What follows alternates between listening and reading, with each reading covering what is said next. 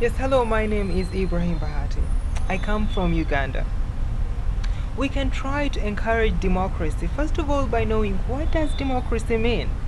How does democracy manifest itself, or how do we encounter and try to be able to develop democracy within the institutions of our communities and the way it manifests itself into the systems of the government?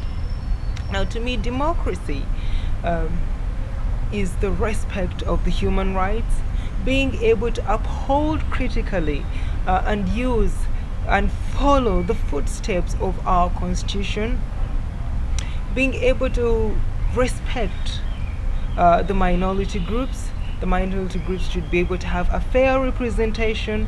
There should be a given chance to the opposition groups to be able to air their views, to also be able to have the chance to promote their ideas as far as economic growth and economic development is concerned. So people should be able to have the right to be able to go out and vote on a massive scale. They should not be able to get coerced or threatened to be able to vote for a particular leader. There should be free and fair elections. People should be able to have free access to the media, free access to the systems of government. There should be an independent function of the legislature, the judiciary, and the executive, and there should not be this coercement of one institution over the other. There should be vertical accountability, there should be horizontal accountability, and people should be able to uphold the values of the Constitution and the respect of the human rights and be able to actually govern themselves as far as they wish into any given society. So that is what democracy means to me. Then the second question which I can be able to look into is the qualities of a leader whom I really look for. I look out to be able to vote for. What would I be looking for here? I intend to look for a reachable leader. He should be a worthwhile, respectful leader. He should be able to respect himself. He should be able to value the energy, the effort of the votes of the people that actually voted him into the seat of the government.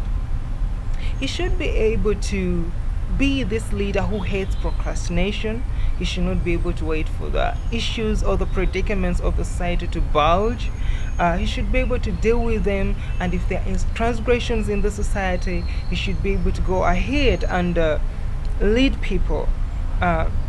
He should be able to have the right also to be able to be heard, and at the end of the day, uphold grievances of the society, of the community, represent them into the systems of the government, have the right to be heard, and at the end of the time bring feedback. So it should not be this leader who actually you vote for. By the time you know it, they disappear and then they reappear again in the campaigns that they are looking for more votes. So he should be a leader who is respectable, who values himself, a reachable leader, a leader who hates procrastination, a leader who is a human rights advocate, and who does not actually follow, who is not a puppet of any government group, and he should be more of a reliable leader when you compare them with other leaders. Then the problems or the challenges of transition democracies and what the global community can be able to do to support them.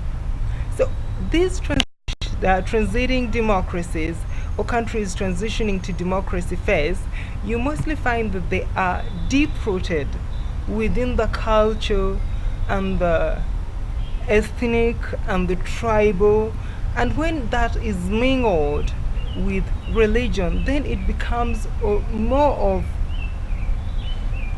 what we call the sacred. Even the profane and the sacred all look to be sacred. So there is a thin line drawing between what is profane and what is sacred. So we should be able to have the institutions or the constitution, following up critically the constitution, the respect of the human rights, then they should be able to have the global community be able to come up to support within the workable means the transiting of that democracy, the respect of the human rights, not being able to particularly blame the other group. So there should be a respect and knowing that it can easily slip over back to violence, back to mass murders. So as these democracies, as these upcoming democracies are trying to promote democracy at their infancy stage, there should be within the workable means, the workable agendas that tries to be able to promote democracy and not propel it. And looking at the human rights, respect of the civil liberties, and looking at talking of the past, but with a positive idea that does not actually be able to lead people back to think over that, okay, I think this is not working for us. So the respect of the human rights should be able to be top on the agenda, looking at the reconciliation processes to not be able to culminate into violence, and be able to not be playing double standards, just like as we try to see them in most of the transiting democracies right now, what the global community is actually trying to be able to do. Sometimes they promote double standard, and that is very, very bad. So we should be able to have the workable means, the respect of the constitution, and if those are literally being followed foot by step, so we can be able to have somewhat of what we call a free face of democracy to be able to emerge, to continue to grow, and people to be able to enjoy this kind of new transition of peace, liberty, and equality, and what they uphold as democracy to themselves. So I end up by posing a question to you. What does democracy mean to you? Thank you so much.